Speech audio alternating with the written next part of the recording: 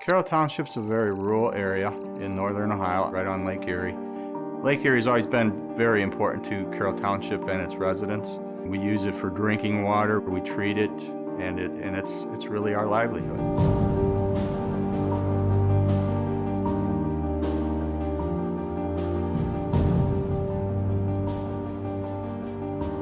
In Lake Erie, for what unknown reason, suddenly the toxin level spiked, and that got through the treatment system. It was indicated to me that it is pretty dangerous. Cyanotoxins can cause skin rashes, Headaches, nausea, vomiting, stomach problems, nervous system problems, liver damage. to death.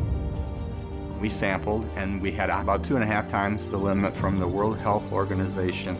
The second sample was approximately 3.5 times. Our plant wasn't set up to handle what was coming in from Lake Erie. One of my biggest worries was actually hurting someone or even worse. So we shut it off right away, shut everything off. We had a very close call that day.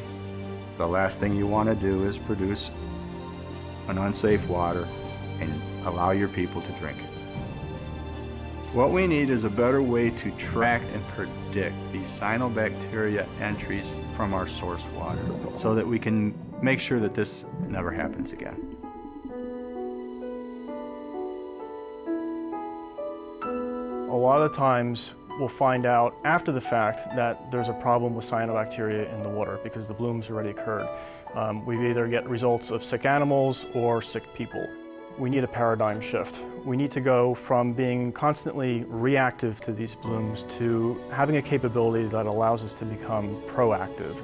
And the U.S. Environmental Protection Agency has been very encouraging of allowing for some high-risk, high-reward projects.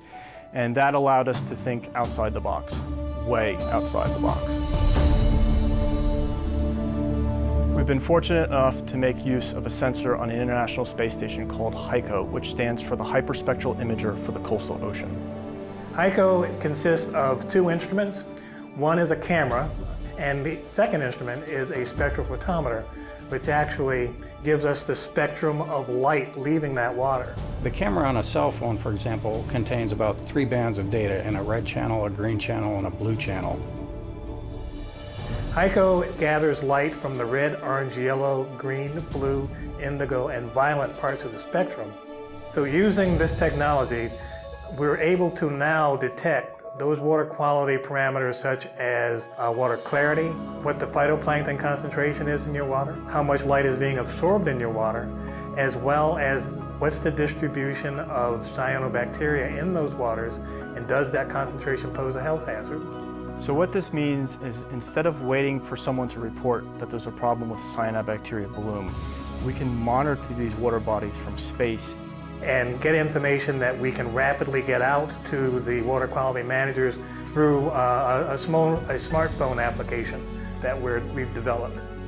So the app allows you to drop a pinpoint, and that pin can be placed in an area where a drinking water treatment plant may have an intake, and see what the current water quality conditions were. Each user gets that information near real time, so they can make judgment calls on whether they have to respond or take action. Having the HICO on the International Space Station has been the ideal test bed for our research.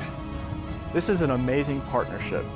The Naval Research Laboratory had HICO on NASA's International Space Station. As HICO acquired a scene, it was transferred to the Naval Research Laboratory. And then the Environmental Protection Agency was able to do the analysis and the validation to send this information out through a prototype mobile application. Yes, this technology will reduce costs and provide near real-time information. But the big goal here is protecting humans. And if we can reduce exposures both to humans and even animals, then we've achieved our goal.